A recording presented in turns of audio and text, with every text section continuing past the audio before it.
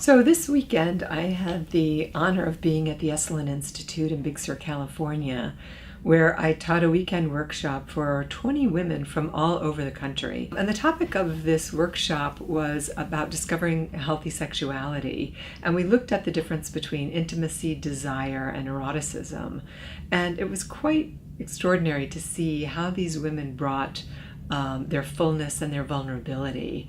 And we started by deconstructing family of origin messages and really looking at the ways that female sexuality and female sexual pleasure can get shut down really generationally, but more importantly, each person, each generation is swaddled in the culture they grow up in. So we can't really pin this on, bad parenting or bad mother, bad father, but the culture at large constructs sexuality. And there's that old saying that you can't really talk about sex without talking about politics, and you can't talk about sex without talking about culture.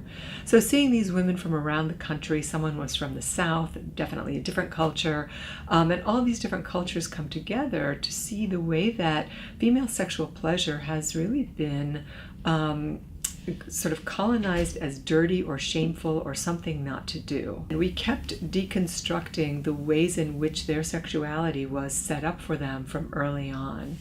And then in the second part of the workshop, I asked them to write down their deepest, darkest sexual fantasies, and even that was activating for them.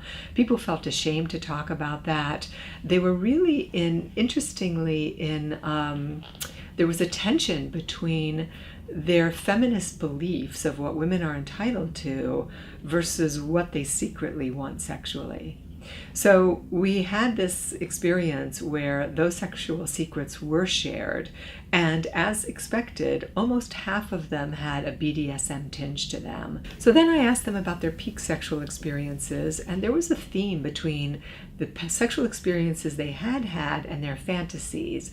And that theme became the linchpin of how they could proceed and go forward with their sexual pleasure and ask for what they want and need. And finally, on Sunday, we talked about sex and spirituality, how they could release their fears to the ocean, which we literally did, because it is Esalen after all in Big Sur, and then what they had to receive so they could go forth fully in their sexual expression. And that's how I spent my weekend.